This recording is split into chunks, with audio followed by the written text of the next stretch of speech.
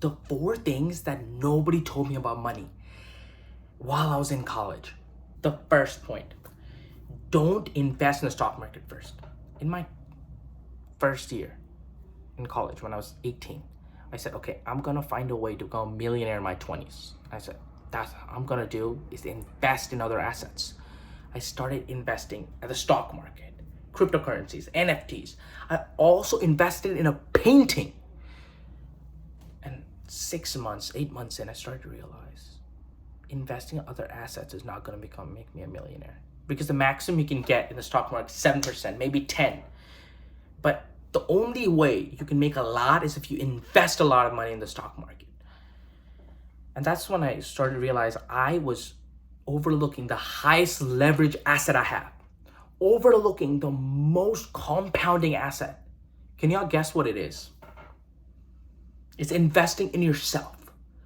If you invest in the skills to grow yourself, you will compound much more than the S&P 500 or the stock market in general. Instead, when I started looking at what can I do, joining boot camps, taking courses, learning skills through YouTube, and then buying something paid to get better at it. If you think just because you're in college and you're just passing class, you're learning skills, you're not. If you want to learn skills in class, you need to start looking at what skills am I learning and how do I get them better.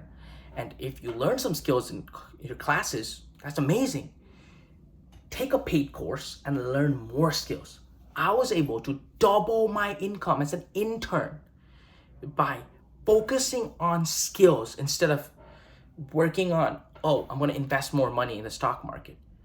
And I think if I wish I did that when I was 18, I would be able to learn much more skills much faster. I'm doing that right now. I've joined a community to get better. I go to the gym to get better. I invest in better food for myself instead of processed food because I'm trying to get in the best physique possible. Not there yet, but I'm trying. And I think investing in yourself is the most valuable lesson I learned. Tip 2, save part of your paycheck and start a savings account. I know you're in college and you go, I want to live my life. I want to go crazy. I want to live every day like a movie. And I feel you. But you need to start an emergency fund because for me, I realized that emergencies happen every year, every 6 months. You don't know what emergency, but you can plan for that emergency. For me, my car got broken into. Somebody stole my laptop over my finals exams. Somebody hit me while I was driving. Or I hit someone. Or your car broke down. There are a million things that can happen. Have an emergency fund. I think $1,000, $2,000. It took me, for my emergency fund, I think 6 months because I was making $10, $11, $12 an hour. And it took me like 6 months to make it. And I was happy because I was like, okay, now if anything happens, I know I have a fund. And once you fill your emergency fund, you can start a dream account or dream fund. It's a savings account. But the thing is, it's for whatever you want later on. For me, it was treating my parents, my siblings to amazing restaurants. We all have fun on anniversaries, birthdays, and have a fun time. And that's why I was saving money for that. Once you start saving some money for your dream fund, after that, you can start saving some money to invest in yourself. Like how I said in point 1. Because you first want an emergency fund because shit can happen whenever. You want a dream fund because you want to have fun still. But you need to keep some money aside to invest in yourself. And that's how my bank accounts work. I have one bank account for an emergency fund. I have one bank account for what I want, my dream fund, and one's a business account. That way I can invest in myself. And having these 3, even if you're making $10, $12, $13, I made $9 and I had these because it allowed me to understand, okay, this money goes here and I can't spend it if it's not an emergency. This money is for my dream fund. I can't spend it. And when you see your checkings account, after you put all your money, some money in investing in yourself, some money in your dream fund, some money in emergency fund, you realize, fuck, I have no money and I can't go out. And that's what I did. I didn't go out because I can't spend money. I used to only go out for free things or stuff that is free, nothing paid because I can't afford it. And realizing this allows you to have delayed gratification, allows you to be more disciplined because now we don't have that much money. We don't earn a lot. And having that discipline that you can't spend all your paycheck on just fun shit allows you to be able to be, okay, I want to have fun later, and that's why I'm okay to sacrifice now. Tip 3, do not invest in anything you do not understand. When I was 18, I tried to become a millionaire as much as possible because I didn't care about risk. I said, I'm going to invest in everything. NFTs, cryptocurrencies, GameStop, meme coins, everything.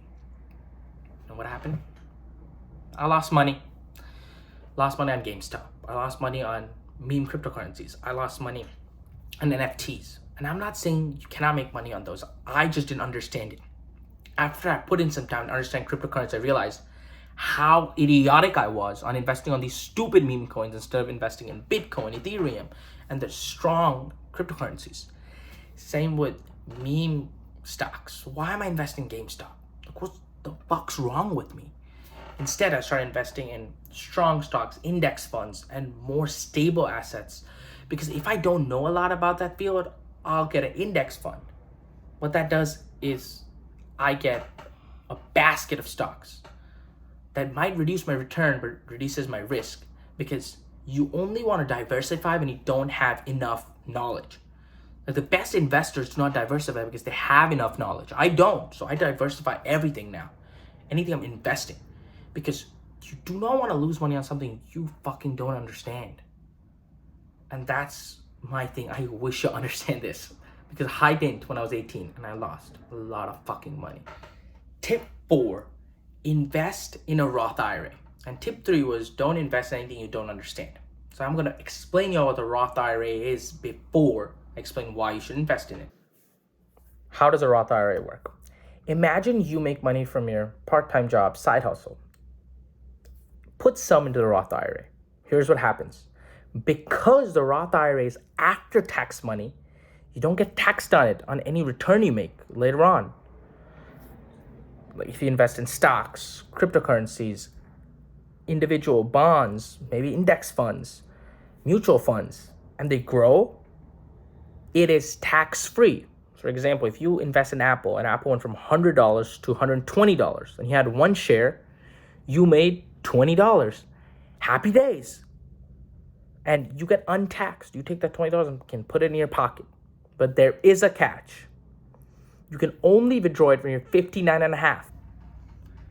The reason why I'm telling you how to invest in the Roth IRA is because I made mistakes in trying to make quick money in the short term. Because even if you make the right decision, there's too much volatility to know. But the right decisions are prominent in the long term. And you can invest in low risk things like the S&P 500, some index funds, some mutual funds. And what that does is it allows you to keep money aside after you've invested in yourself, after you've saved your money, after you don't invest stupid things. Invest in the Roth IRA, because the contribution limit I think is $7,000 right now. In college, in my first year, when I started investing, I did a quarter of that or a tenth of that. And then the next year, up to a little more. And once you get a full-time job, you can hit that contribution limit, $7,000. That's not a lot when you start a full-time job. And if it is a lot, just give half. Because when you're 59 and a half, you'll get it tax-free, the money. And I know a lot of people say, what if I'm rich by then? Think of it this way. If you invest in this at 59 and a half, you'll have an amazing gift when you're 60, maybe $1 million. And investing in it now allows it time to compound, because you want to wait. You want to get the compounding effect of the money. And the only way it can happen is if it stays in there for a long time. Before I ended this video, I wanted to talk about, I saw someone post something that said, $1 you put in right now is $88 in the future. Now think, those $88 are tax-free. You put in $1 today, when you're 60, you'll get $88 back. But they're all tax-free. If this doesn't push you for investing in Roth IRA, I do not know what will. Thank you so much for watching this video. Also watch my last 2 videos. One on doing things alone, and 2, how to become fearless. And I'll see y'all next time.